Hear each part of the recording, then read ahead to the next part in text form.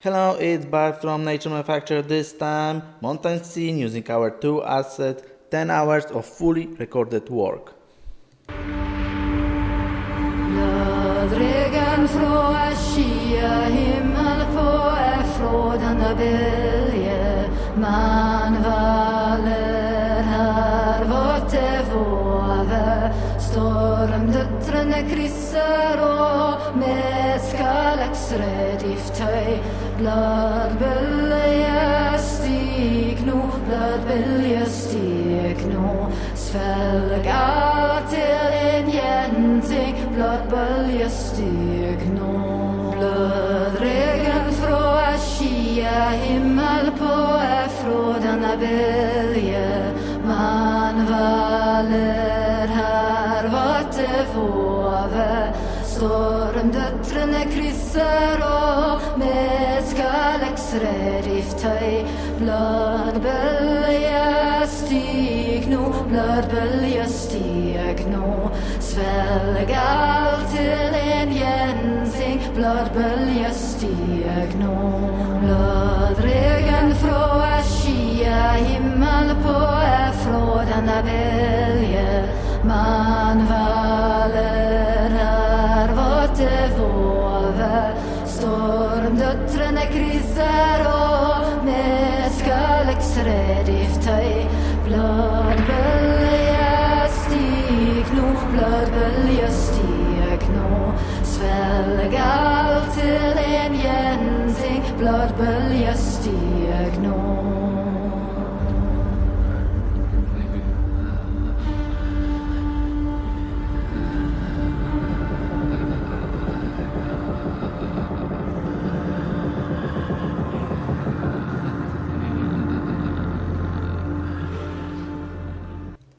Okay, so let's start level design. First of all, we will use Unity sample scene from HTRP 2021.2 as a starting point. We will import our assets from Asset Store and we will show you how to build mountain scene step by step using our environment. Our first step will be to import our assets from Asset Store by Unity Package Manager. We open Unity Package Manager and import Mountain Environment Dynamic Nature Pack. As a second pack, we will import River Auto Material 2019. We'll build rivers and lake by it. And as a last one, we'll use Unity Polybrush. Basically, it will allow us to paint foliage like trees and grass on rocks and cliff surfaces. Pretty useful tool, and it will make our level design shorter.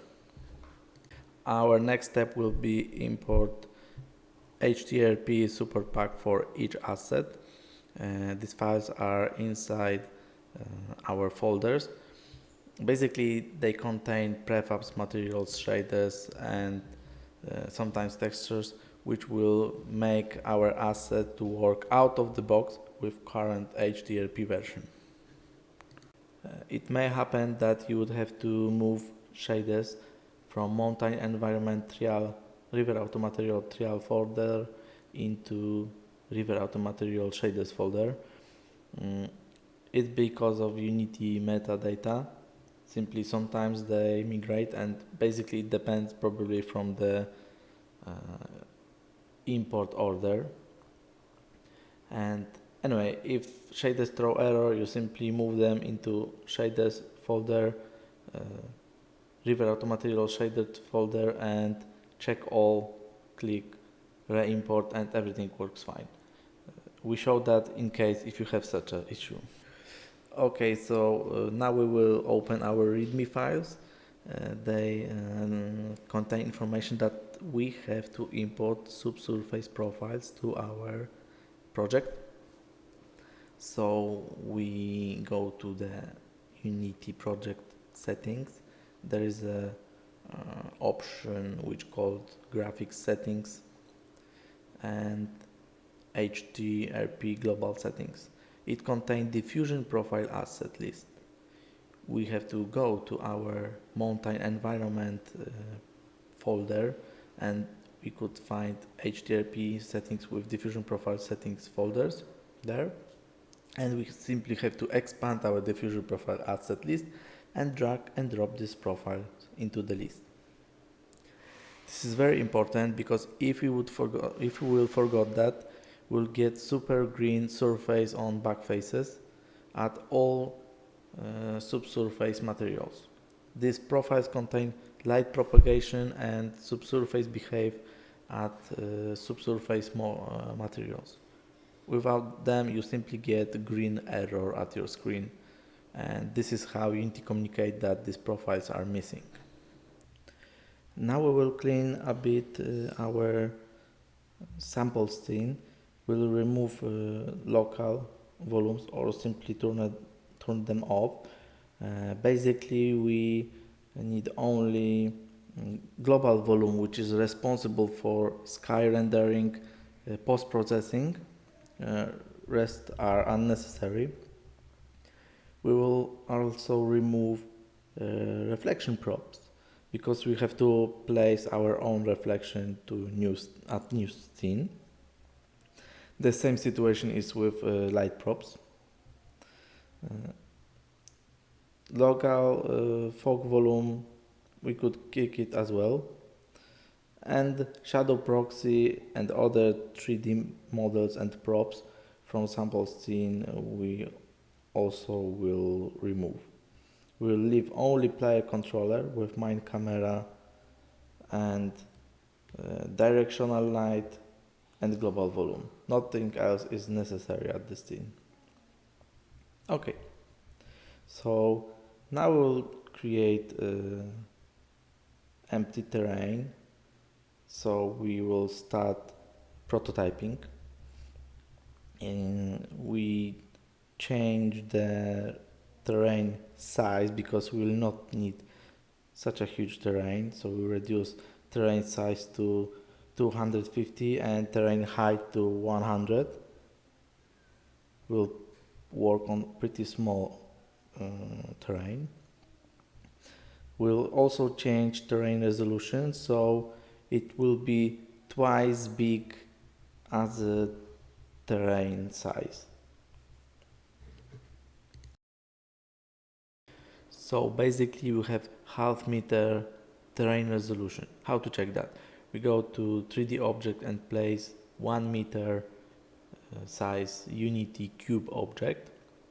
We go to Unity terrain rise lower brush, and we change brush size to the minimum, and we simply expand the height on the terrain surface and check how many vets we have per this 1 meter object, and we see we have about 3 vets.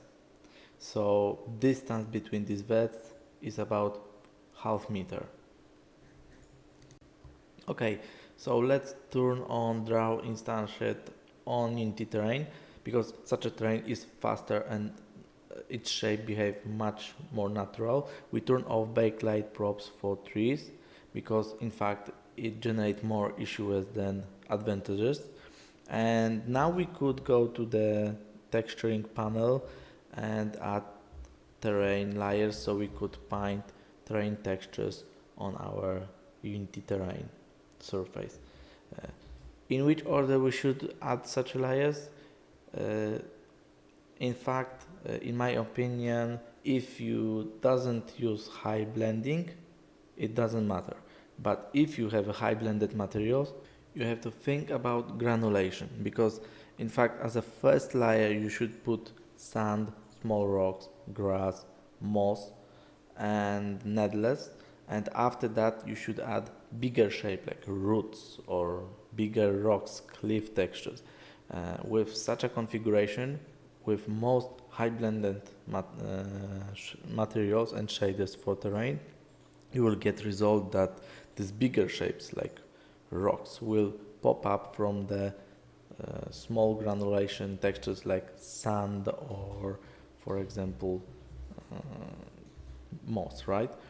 It's the best way to get very cool result with high blending. We set up this like that every time we build our map. Okay, but how to add high blending to our terrain? We go to the terrain settings, and in material we choose one of materials that we prepared, for example, for mountain environment or our other packs. They are set up to be high blended. This is Unity Terrain default HDRP shader, and it have sliders which are responsible for high blending transitions and blending between textures. We set up this carefully, so when you paint your textures with our layers, materials, you could see that the bigger shapes will simply pop up from the background. So if you paint your ground textures carefully with small opacity, you get nice blending between these textures, and these bigger shapes rise up, pop up from the background textures. In fact, with such a painting, you could break the texture tilling and you get extra layers, because to get such a mix like roots with moss or rocks with moss, you would normally have to add additional texture layer. But here you just simply mix these two layers and get extra result.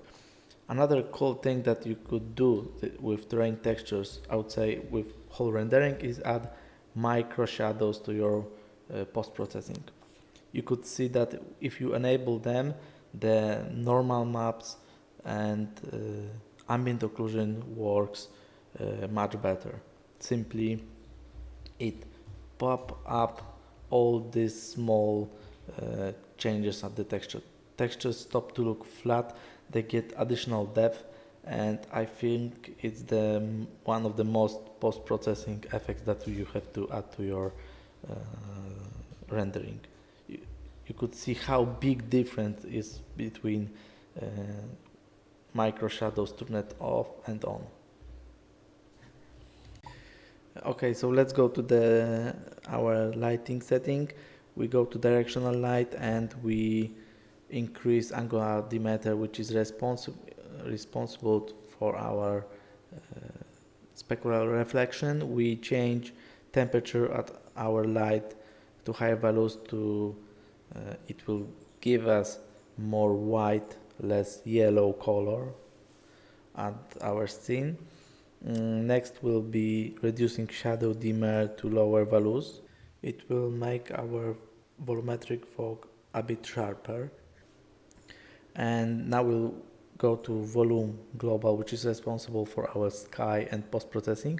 We kick HDR sky because we will use physical base sky in our rendering. So we go to add override, we choose physical base sky, we turn on advanced and spherical modes, we turn on ground tint and change it into black, because in fact with brown color we get ugly brown volumetric effect near the ground, and we want to avoid this brown fog. Now we go to the lighting setting and change lighting to our physical base sky, because currently after we kick HDR sky we have to choose any option for our environment lighting. When we back to visual environment and change it to physical base sky, we have nicely working sky out of the box. Okay, so now let's go to the post-processing and choose whiting balance. We will reduce this yellow color a bit by changing temperature to -10. Another post-processing which we will add is indirect light controller. By this we will reduce contrast between shadowed and sunny area.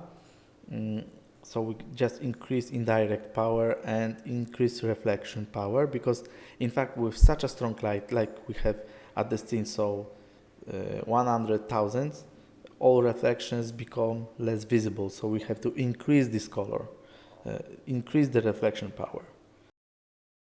Also, to reduce the contrast between lighted area and shadowed, we have to add lift, gamma and gain post-process. We increase the gamma, basically we increase the value of gamma, so the image become less, will get less contrast, but it become lighter, so we just reduce the gain, so we make the image a bit darker. And another post process which will add to basically almost do the same is color adjustment, and we will reduce contrast. Basically with these three post processing effects we do almost the same. We reduce contrast between shadowed and bright area. And now we will go to the shadow panel at our volume, global volume object, and we will play with shadow distance and quality. When we increase shadow distance, we get worse shadow resolution. To test that, to play with that setting, we have to add some foliage at our scene, so we will be able to notice the difference when we move the sliders and change the values. So let's put some smaller foliage objects like bushes and, for example, bigger object like tree in the background. And what you could notice while playing with shadow settings, if we will decrease shadow distance, shadows become more sharper because we spend more shadow texture resolution on smaller distance. We could increase shadow distance, but we have to reduce shadow split values. So for example, we'll spend more texture data in first cascade on only 3 meters distance, and another cascade will be 10 meters, and the last one will be 60 meters. In fact, we don't have to spend texture data resolution in far distance for shadows, because they will, in far distance, simply they will be blurry anyway. So we set up the sharper shadows to become near our camera, and I would say rest doesn't matter. So that's how we set up shadows for our scene. Let's change now the fog attenuation distance, so it will be closer to us, and we increase the height of the fog, so it will be more dense near the ground. We will increase also volumetric fog distance, because with it will be rendered now to 180 instead of less. We'll increase quality, but you could change it also to medium as it was. It depends on you. It's very high GPU consumption post-process. Volumetric is very expensive. In exposure, which is one of the most difficult setup for post-processing, we estimate its values during our playing with HDRP, and we simply set few values for the start, but in fact we will have to adjust them at the end, because the exposure only works with final rendering result with all objects at this scene, because it measures the darkness and brightness of the scene and adjusts the colors and brightness of the screen. In fact, you always have to set up this at the end, because if you will add another object, you could break the effect. Let's now reduce the Lightmap resolution, because it's outdoor scene. We don't have to use so big resolution for Lightmaps. We want to avoid huge amount of Lightmap data. let's reduce this to 4 and padding to 1. And I think this is enough for all outdoor scenes. You could use GPU or CPU Lightmap baking, but I would say GPU is faster, but you have to have a lot of GPU memory to finish this baking process. Before we will bake initial light, we go to directional light and we will lower the light angle to 40, because currently render is pretty flat. I mean, with lower light angle you get nicer shadows. Maybe they are longer, they take a bit more GPU because you have more shadowed area, but in fact they look much better. So now let's go to the lighting setting and bake our initial light. It will take only few moments because scene is empty. Now we'll raise terrain height to 30 because in fact we're not able to dig it because it was currently at 0 height position. And our first object which will add to our scene, which will be lake shape, and we simply create 3D object lake and choose profile for it, so we will get nice lake setup out of the box. All materials, rendering, resolution setting, digging, carving, terrain painting setup will be out of the box at the start.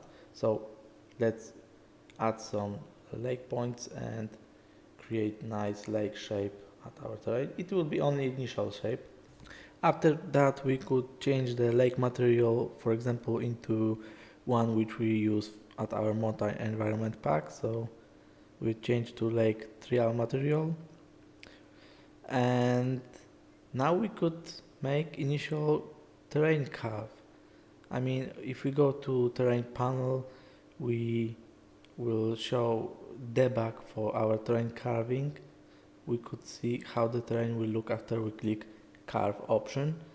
And yeah, let's maybe carve the terrain initially just to create the lake shape. Of course we'll modify it a few times, but yeah, it will be only initial carving. Okay, after that we will check how about our lake mesh density. We go to the wireframe mode and we see how many verts and how the verts look at our lake. It's good to do not create huge verts or very small verts. Now we will paint our terrain. We choose the noisy brush. I feel like it gives most natural look. From my experience, simply it's the best what we could choose for initial painting. And now we will paint some hills on our terrain. We close the view by mountains at our scene. It will take some time from us, but basically we mark what we will build at specific map part. And remember, it's only a core shape, nothing else. Okay, let's maybe add a river to our terrain. So we choose the 3D object, create river spline. We set up few points of our river. We choose profile, for example, yellow river. It basically will give us all river setup out of the box, like material, carving and texturing. We change the river material into the material which we prepared for our mountain environment scene. And now we will place the rest of the points at terrain. Simply we click mouse with control and just make the river. Of course you could do this by simulation, but it's small map, and I feel like in small maps I would like to have full control over the shapes which we create. Of course we could adjust the position of the points, add point between just to make the river more noisy, so it will have more curves, etc. To add even more noise, we could scale the points at the river, so make it wider or thinner. I think you will, by doing this process, you will create very natural river look. In carving, if we choose the terrain carving, remember to change layer to everything or just specific layer on which you have your Unity terrain. And now with smooth values, with terrain curve, you could adjust the shape of the future terrain. If you carve it, you have terrain shape out of the box. I think we will have to adjust that because I'm not happy from the result. We just go to terrain curve and adjust the spline. So for example, our river will be a bit deeper near the border, and of course you could adjust that real time and see the future effect with debug mode. Okay, I feel like after few adjustments we will leave terrain carve for a moment because there are few other things that we have to make iller. For example, we will rise up terrain around our river just to avoid situation where river is higher than other parts of the terrain near around. Okay, let's add a road. We create 3D object, create river spline, and we set up few points. Like always, we choose the profile for our road. It will be our multi-environment road profile, sandy road, and after that we set up the rest of the points at our terrain, so we get nice road at our map. Yeah, we could adjust some height around the road to get maybe a bit more natural look. We will also adjust the road point position just before carve, so we'll not dig the terrain so much. To carve terrain under the spline, we visit terrain panel in River Auto Material. We check the debug to see how it will look in the future, and we could click carve. After that, we could adjust that distribution on our spline. In wireframe mode, we increase amount of verts at our spline. We change the distribution so we get all verts under our two tracks, texture with tracks. And okay, let's carve the water, the terrain under the water, so we get nice intersection between road and river. We adjust the road a bit and we create intersection. Of course, we will play with this intersection later, but it's initial intersection setup. Okay, next we will back to the road and we will adjust terrain carving for our road. The spline must be flat for terrain carving because terrain must be flat under the our road. As the road is hidden under the terrain, we need to rise up a bit our spline shape so it will nicely blend and touch Unity terrain on the track borders. It's important to avoid situation when the spline and the tracks cast shadow on terrain surface. When we are happy from the result, when all shape points are adjusted, we could back to our level design. So just let's First of all, let's paint the terrain into more natural color. Let's adjust our lake a bit. Let's finish its connection with terrain, and after that we choose a noisy brush from terrain panel which will imitate our skeletal lines, and we paint the skeletal lines over the terrain. In fact, we create concave and convex lines and shapes at terrain surface.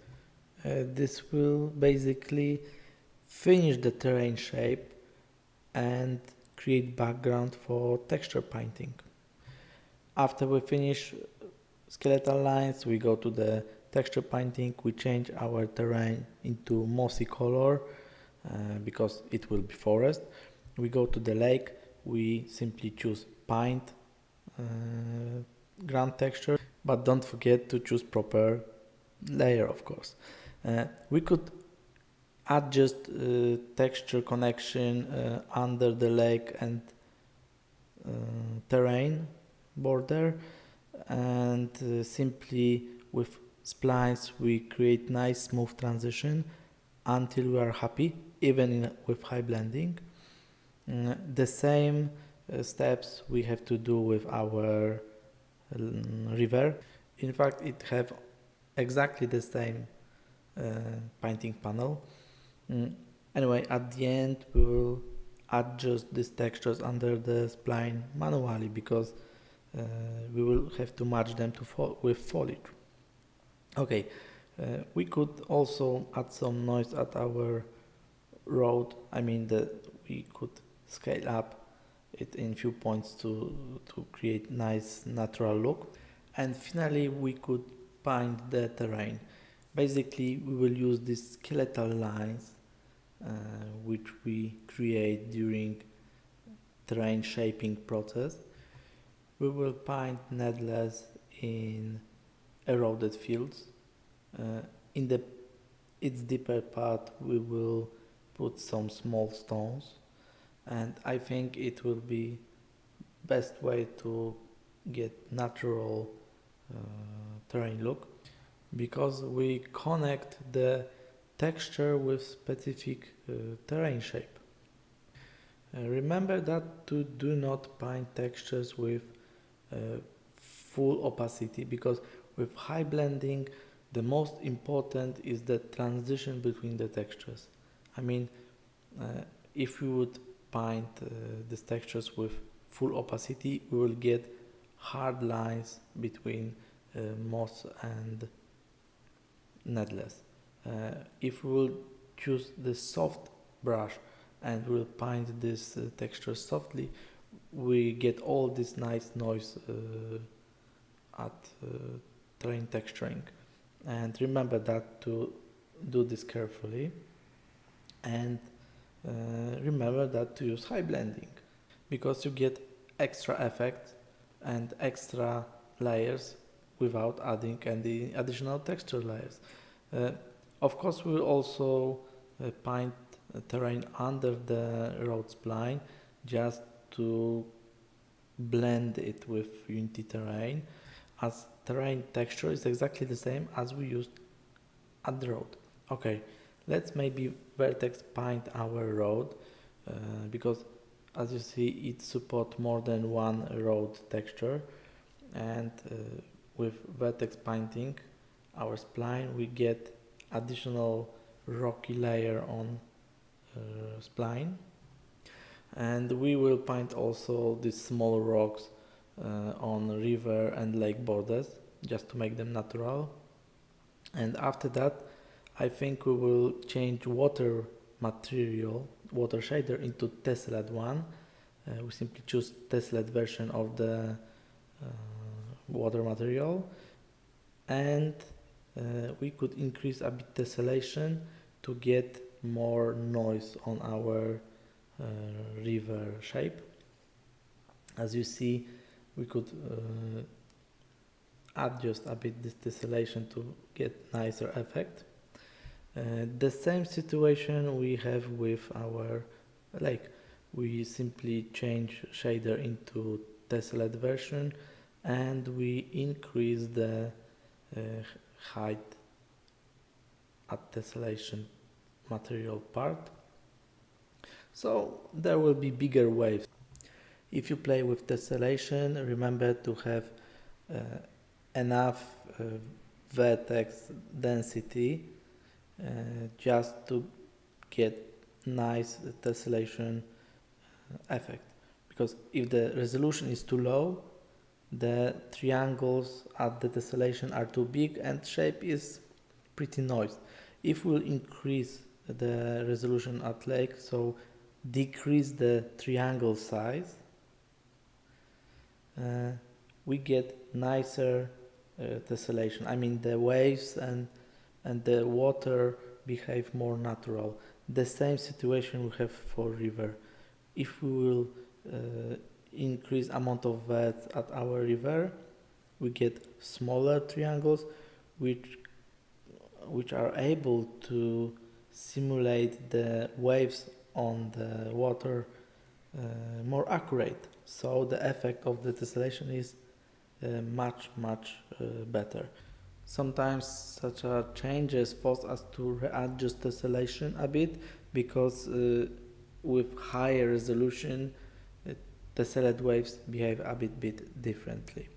Okay, now maybe let's finish intersection between road and river, and we will increase a bit road height. So after that we have to height road borders with unity terrain marker, and when we are happy from the shapes that we build for river, lake and road, we have to change their setting for light mapping. We will simply add the option contribute in global GI.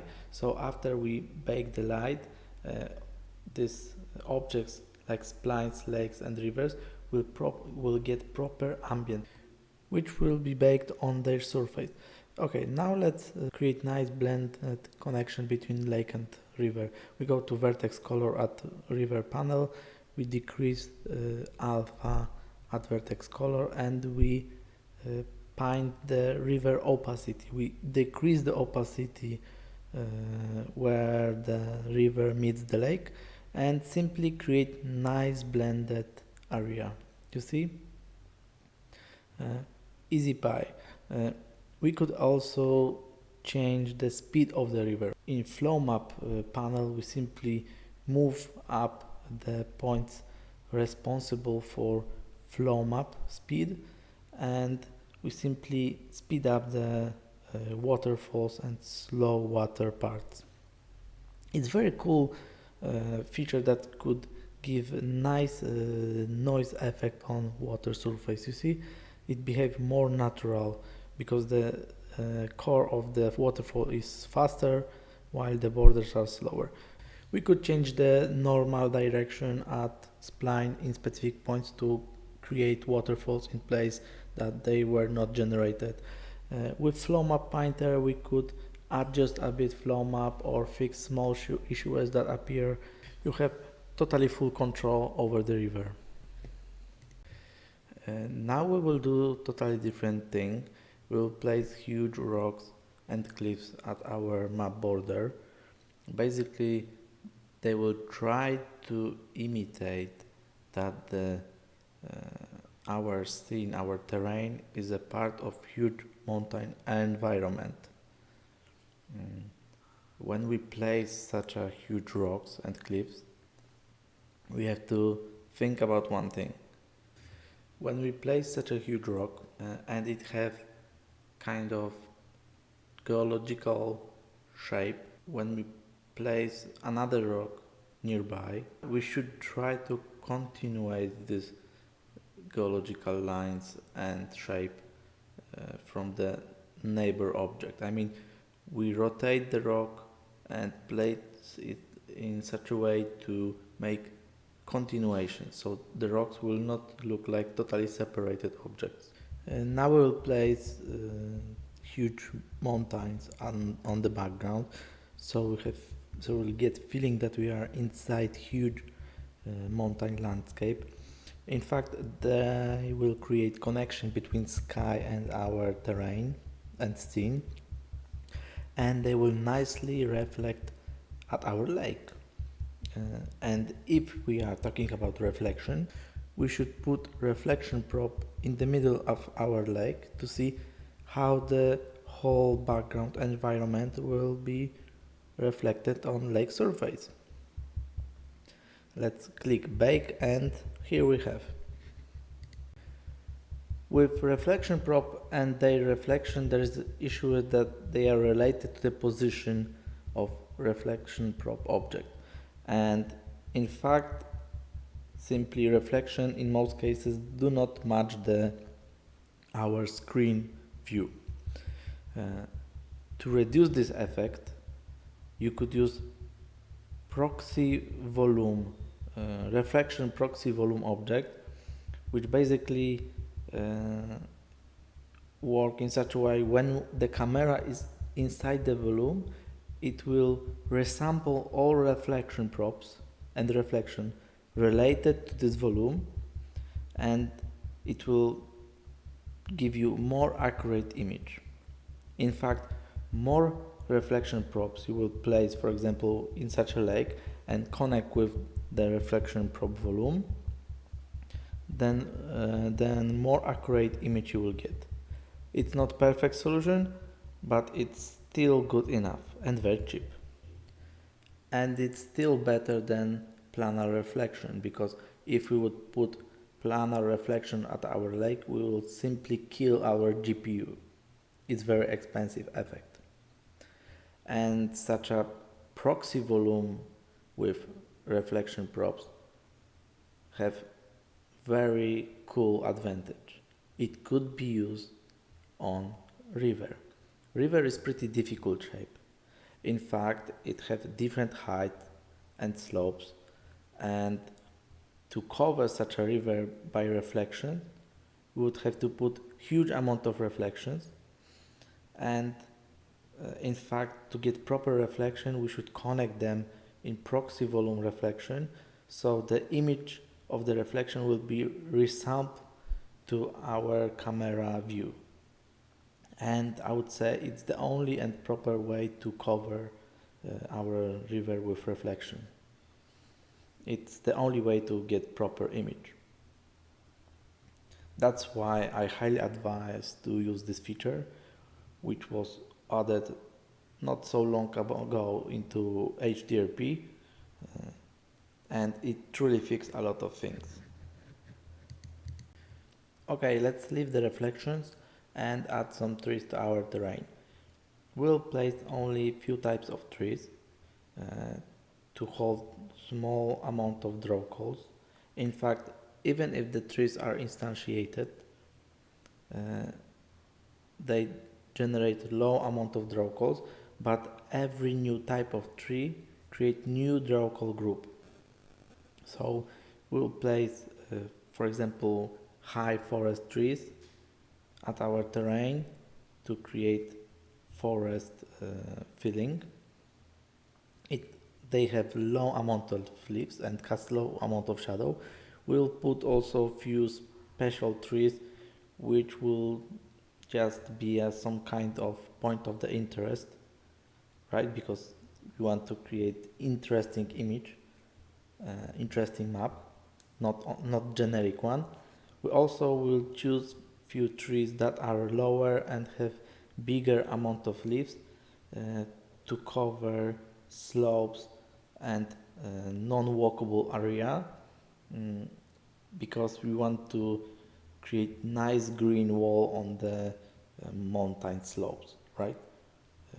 That's our idea about this mountain forest thing.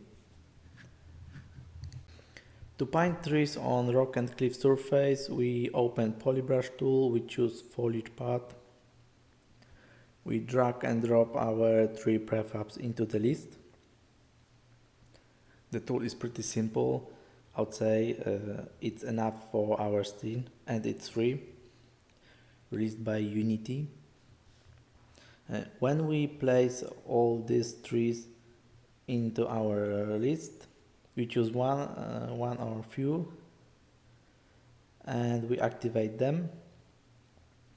We choose one of them and randomize the scale and reduce the frequency value. Now we copy and paste this option into all of the trees which we have on the list. And now after we choose the rock, we simply paint the trees on its surface. The workflow is pretty nice. I feel like there is something missing with angle of the objects because they are always normal to the surface they are placed on.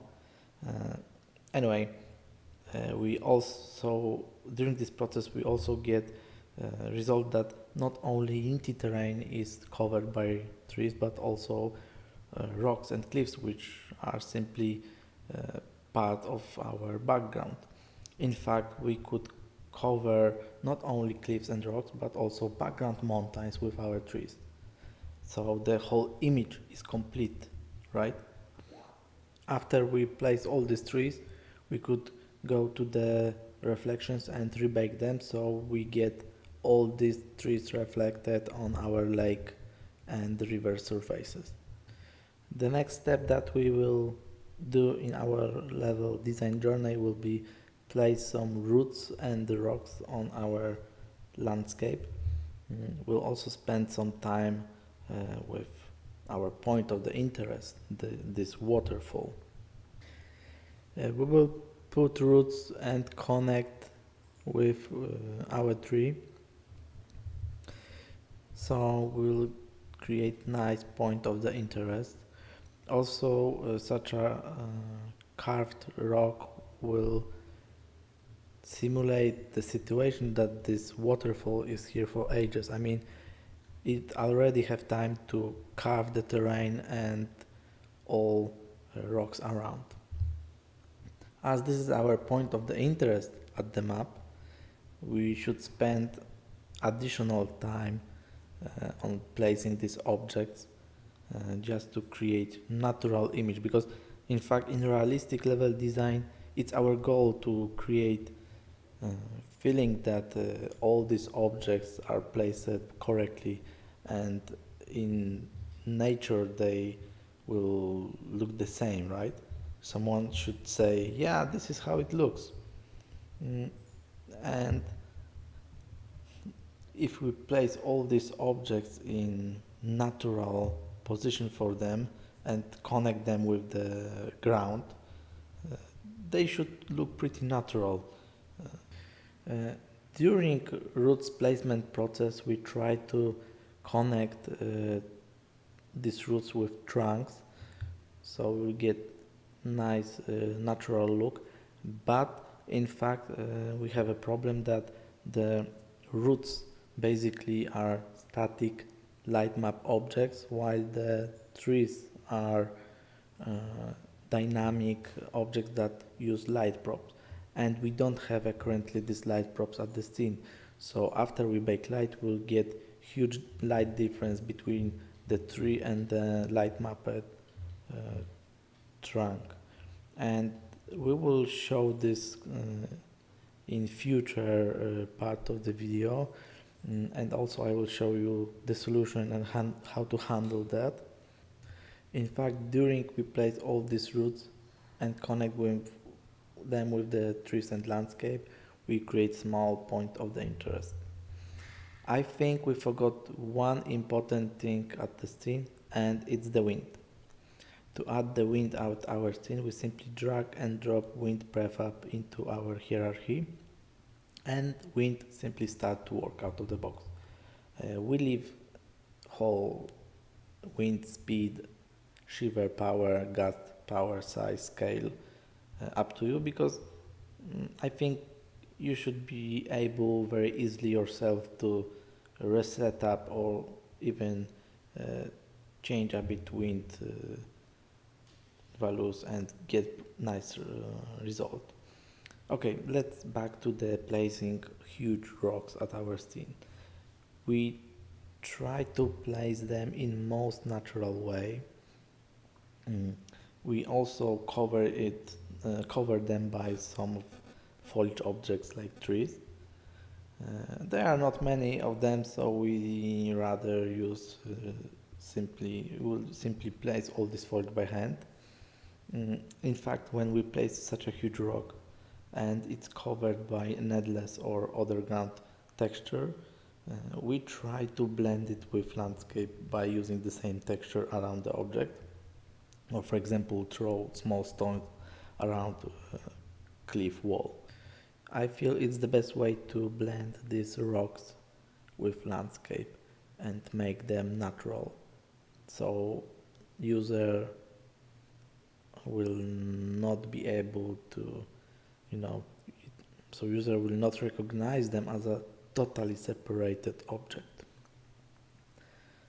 Okay, I feel like we finished with these roots, and we could, for example, rebake the light just to show you what will happen after we bake the light and how the connection between static roots and dynamic trunks look.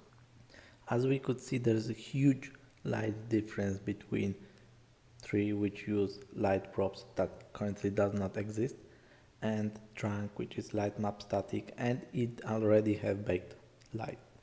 So until we place light probes in proper way at our scene, we will get such a result. We will place these light probes in later part of the video, and I will show you how the final result looks and on which thing you have to watch out during light probes placement, because it's not so easy as it looks. Okay, now let's place smaller rocks at the scene and fill the whole scene with these small objects which will pop up from the grassy area. We will also place some time again at our waterfall to put some background small rocks, just when the water just flow from waterfall, it remove all sand and leave naked stones. So in such a way we create nice natural waterfall look. It's pretty important to convince our viewers that everything what we place came from nature and they were naturally generated by, for example, erosion or other natural process. I feel like I have a duty to show you how to connect these roots and rocks with terrain step by step. We simply drag and drop such an object. We rotate it so it will match the terrain in most cases.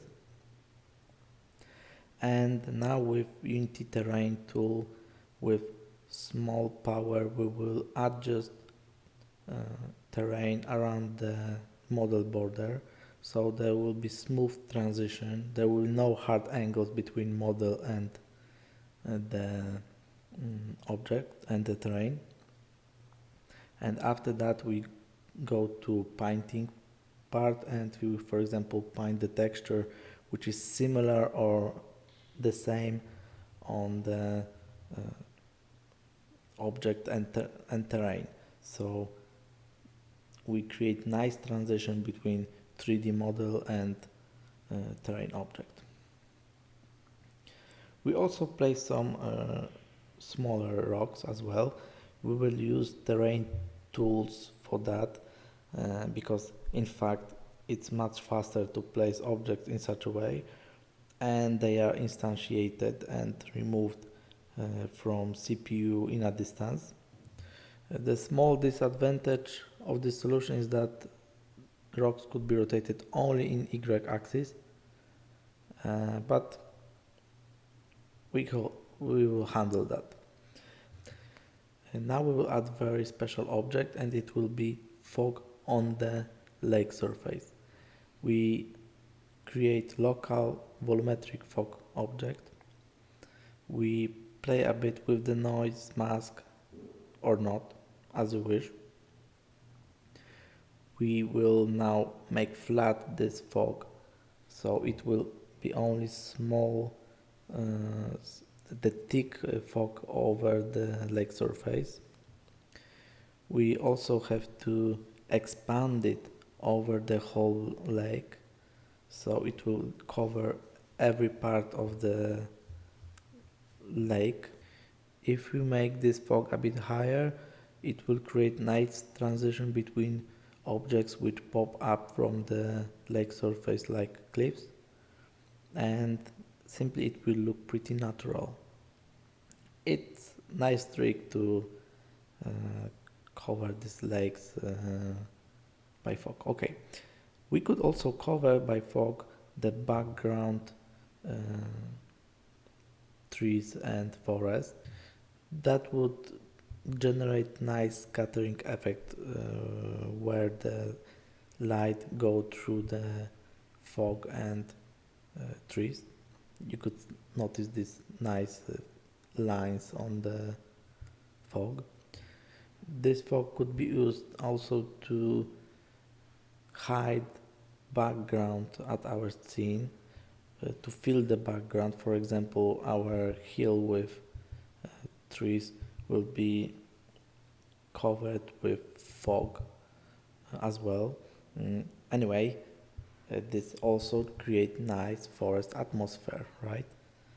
It simply affect that maybe in not every place is natural, but in fact it's simply pretty. Okay, now let's back to the small rock placement.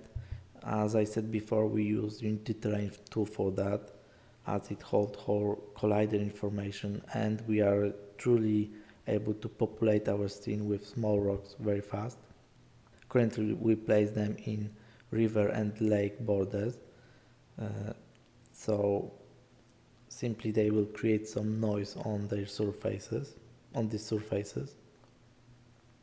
And yeah, we also could find some roots around our trunk and roots models to blend them with terrain a bit, so there will be no hard transition.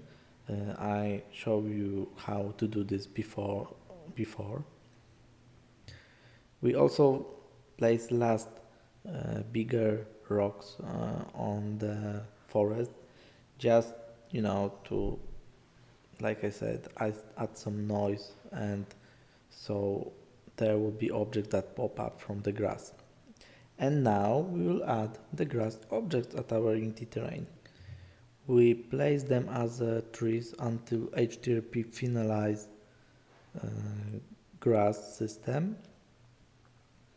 We simply choose, for example, lingonberry and paint it on grassy area and avoid needless part of the terrain.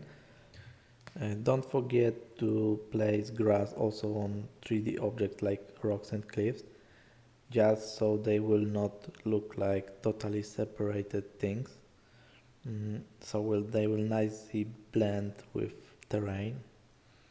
We do the same steps like we did with the trees, so simply drag and drop grass prefab, randomize the scale, reduce the frequency, and choose 3D object and paint. In fact, this will blend these cliffs even more with terrain, because all connections between these two objects will be simply hidden even more because they will be covered by grass. And let's fill the whole scene with this grass object. We will also add dry bilberry bush as a grass, just to add some color noise to our scene, to make it more natural. We have to add this bush to polybrush and paint it over rock objects and fill the whole Unity terrain by it. We also should add some more saturated higher grass or dry grass to create a complex image. Don't forget about bushes. For example, we will use Hansel bush here. Why? In fact, forests have many layers. There's a ground, small grass, smaller bushes, bigger bushes, small trees, and higher trees. We have to paint every of this layer at our scene so it would look natural. In fact, if you have an area that have a lot of access to the sun, it should be covered by bushes, because in fact when there is a sun access there are small plant and bushes. The same situation on forest border or lake border, which have a lot of sun. Okay, now maybe let's finish our waterfall. Let's place some bigger rocks inside the waterfall to break the tilling and break the generic look. That's why we also place the particles, because first of all they will give an additional depth and simulate splashes which are generated when water meets the rocks. First particle type will be particle top object, and we try to make it make the particles become parallel to waterfall surface, so they will simply add additional depth of the waterfall. After that we should add bottom particle object, which are basically dust or cloud which are generated at the end of the waterfall. Additional layer which we could add is particle which is called cloud. It in fact simulate the final heat of the water at the end of the waterfall, or you could place it in the middle of the waterfall when, for example, waterfall hit huge rocks. I highly advise you to do not use huge amount of particles at waterfalls, because first of all, if you make it correctly, you shouldn't need to mask spline background with particles, and they are very expensive. They are transparent object with multiple particles, and it's simply heavy for CPU or GPU. So try to minimize amount of particles at your waterfalls. Okay, maybe let's add another layer to our terrain. Now we will add branches. As well, we will plant them as trees, simply because, like I said before, we are able to populate whole scene with these branches very fast. Try to avoid plant these branches at high slopes, because at the moment they couldn't take normals from terrain and become parallel to terrain surface. In fact, we will plant few branch layers like that, but this tool could be used not only for branches but even for smaller objects like cones or bark details, maybe mushrooms. In fact, these objects don't need to be perfect match to Unity terrain surface. Even if they levitate or they are a bit higher than Unity terrain, nobody will notice that. And all these objects hold the LODs, so you could turn off small objects in very short distance or hold bigger ones in a bigger distance.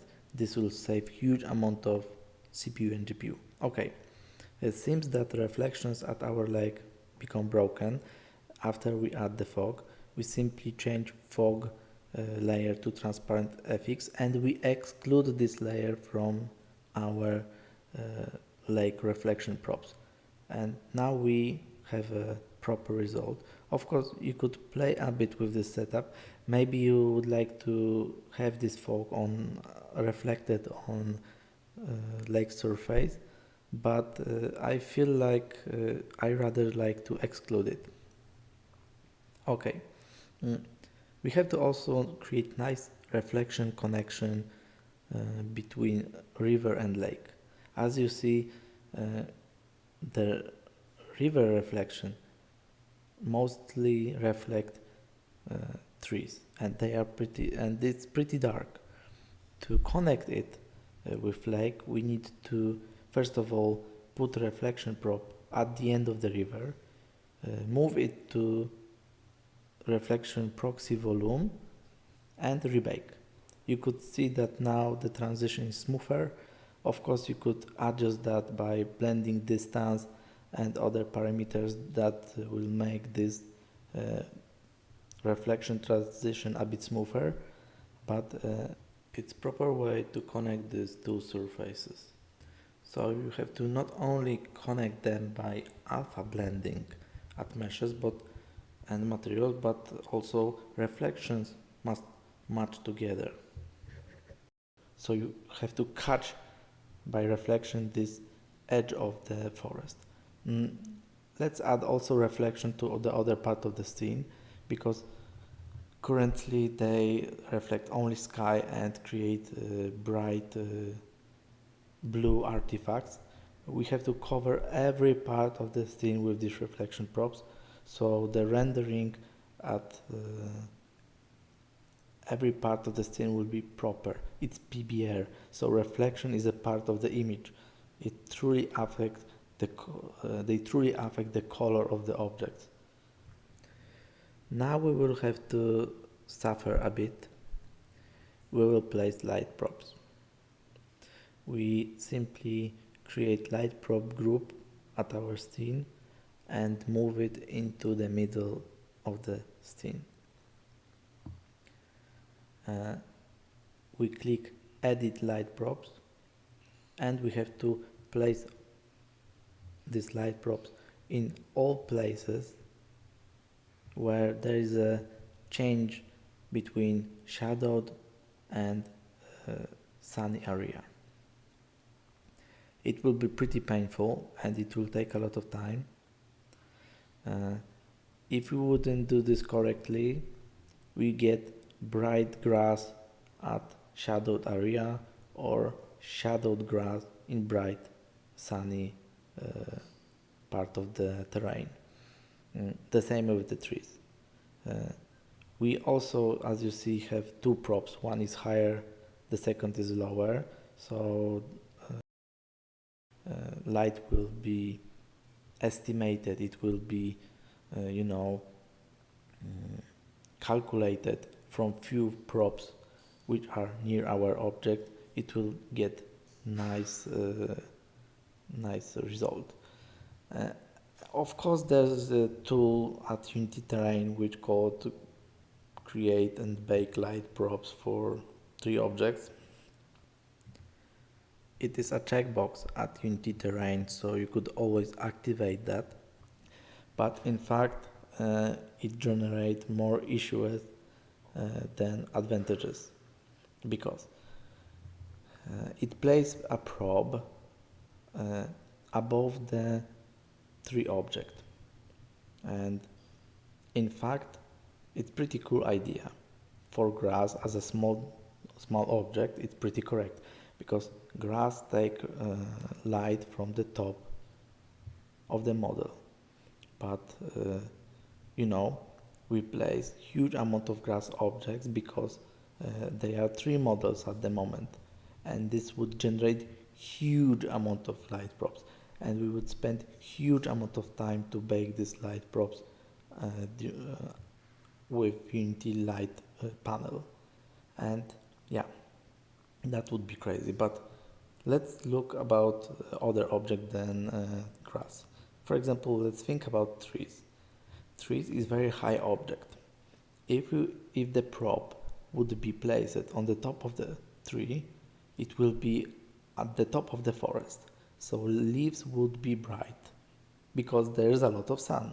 It's correct, But how about the trunks? Trunks are in the lower part of the forest, and in most cases they are shadowed by other trees. But in fact there is only one prop per tree, so it will get only bright color from the top of the forest. What will be the result? The result will be that we get a bright trunk in dark forest because it takes light from the top of the forest. And I think that's why we should place all props manually. This will remove all problems with brightness at our scene. Remember to place light probes at background or near the background objects as well. They are not light map because they are huge, and light map texture would take huge amount of memory on them, so they will also use light probes, and we also have to place light probes for them. Like I said, with light probes we try to catch the changes of the light, the transition between bright and shadowed area.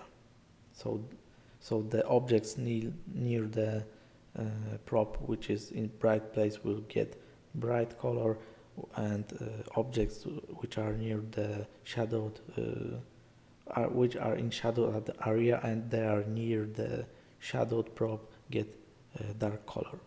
I know it's painful and I truly hate to do this. Okay, let's finish our scene with few special objects like curved trees. Let's place roots under them, and maybe we should add mushrooms to our landscape. Simply we will plant them as a tree object like we did before with cones and branches. So we add multiple mushroom types into our terrain object, and yeah, simply paint them by marker, multiple mushrooms in one place. I feel like when we finishing our scene where there's a final touch like mushrooms or other small objects that fill the gaps, for example when we place the fishes in the river, everything become alive. Of course these fishes are animated as well. So when we make all this final touch, it truly start to looking like complex scene. By the way, there is a tip with mushroom. As we know, we connect roots with trunks manually, and we could hide this connection by adding mushrooms in these places. Besides that, tree will start to look more complex. We also hide connections, and it's good idea to do this. Now let's bake the light. It could take a lot of time if you don't have enough GPU memory and you don't use GPU baker. But after we bake the light, all these connections and strange color difference between light probes using models and light mapped meshes disappear. They disappear as much as we properly place light probes at our scene. Now let's finish our level design with post-processing setup. To finish shadow setup, we also will increase shadow tint a bit. Currently it's black. You could see that when we increase this color, it only affects shadows but not self shadows. So let's set up shadow tint to small, a bit brighter values like 3 or 5, right? So we will reduce the contrast between shadowed area and bright area, and it's important for future exposure setup. I think we also have to back for a moment into shadow distance setup. We set up few values there at the beginning of level design, but now you could see the difference when we, for example, make shorter shadow distance, or when we change split value, which in fact decrease the shadow quality, because if we have a small split value here, we spend more shadow texture data in smaller area. That's why we keep this in low values to get simply sharp shadows. Contact shadows generate shadows in connection between objects. For example, when the grass connect with terrain, it adds a small shadow there, and I feel it's a very cool effect, and it's pretty natural. It works a bit like ambient occlusion sometimes, but in fact it's very useful. I was very happy when Unity added this to rendering. We could leave ambient occlusion setup as it was at Unity sample scene because it was correct for us. Bloom as well. Bloom create this nicey blurry effect at the screen, and it glow a bit bright objects, so it's a very cool effect for us. How about clouds? They were added in latest HD RP version, which we currently use, and I think it's very cool feature which fill the sky with nice procedural clouds. You could change the cloud preset to stormy, cloudy, and you could also even force these clouds to cast shadow at Unity terrain and other objects, but in fact it used additional time to set up it correctly, so I will skip this at this video because it's already long. So let's leave our volumetric clouds without shadow. Micro shadows I already showed you before. Like I said, environment looks less flat with them. About the white balance, you could decrease the yellowness, the yellow color at your screen. You could also do this by increasing temperature of the sun, for example, of the directional light.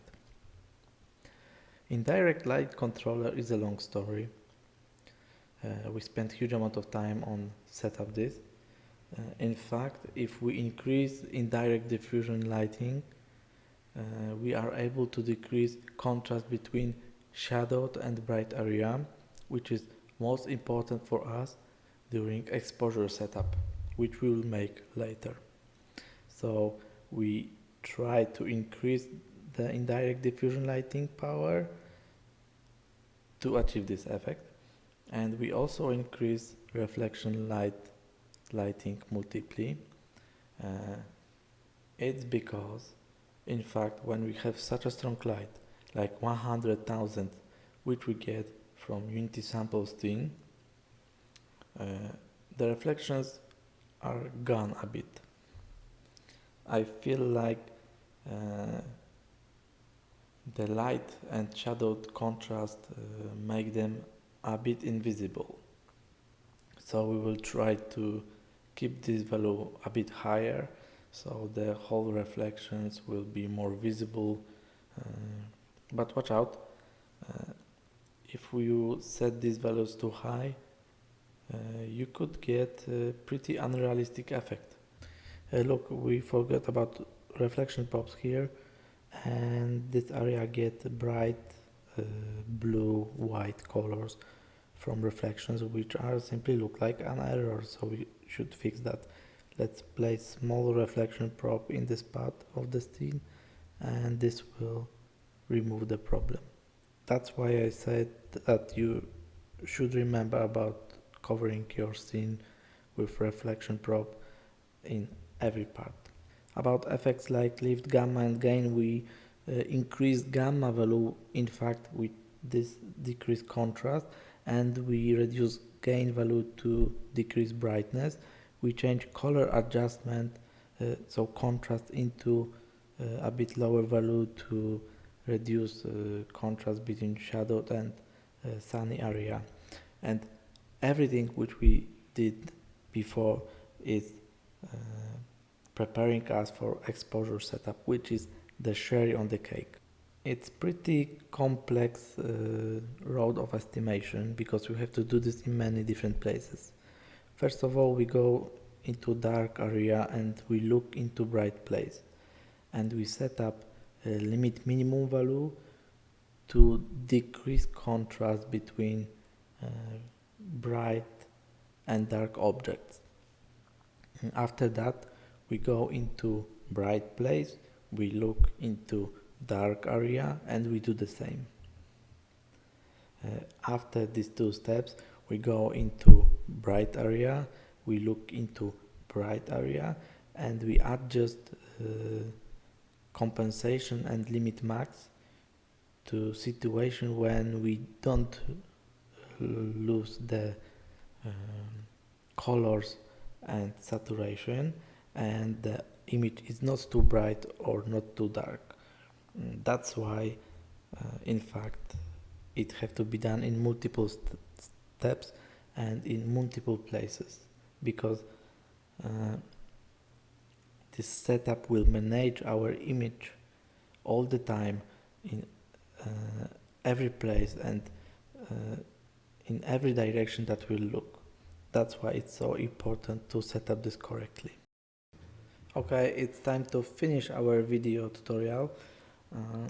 We will take player controller, which is in Unity HDRP sample scene, and place it in the middle of our map, so we will be able to walk around and visit all places that we build.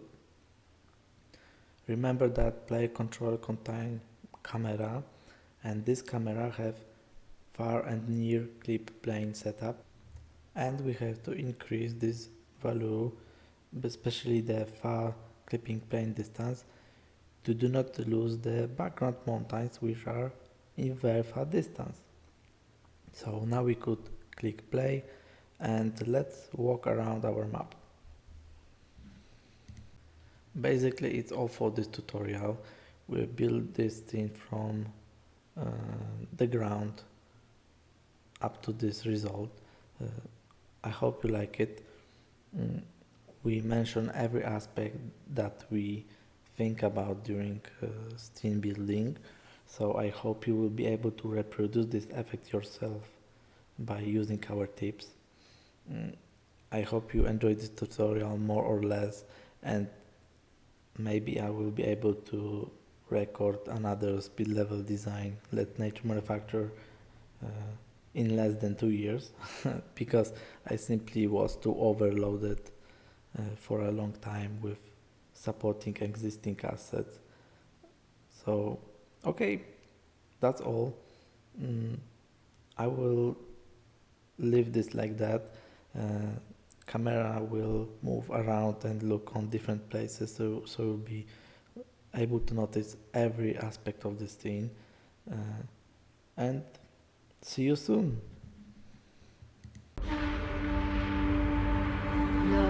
Regen från skya himmel på från bölje man valer här vart det våve stormdöttrarna kryssar och med skalaxrediftøy bladbølje stig nå bladbølje stig nå svelg alt til en gjenting bladbølje stig nå blodregen fra skya himmel på fra denne bølge man valer her vart det våve stormdøttrene krysser og med skalaxrediftøy bladbølje stig nå bladbølje stig nå svelg alt til en gjenting blodbølge stig nå. Blodregen fra skia, himmel på fra denne bølge. Man valer her våte våve, stormdøtrene kriser og med skalleksrediftøy. Blodbølge stig nå, blodbølge stig nå. Svelg alt til en gjensing, blodbølge stig nå.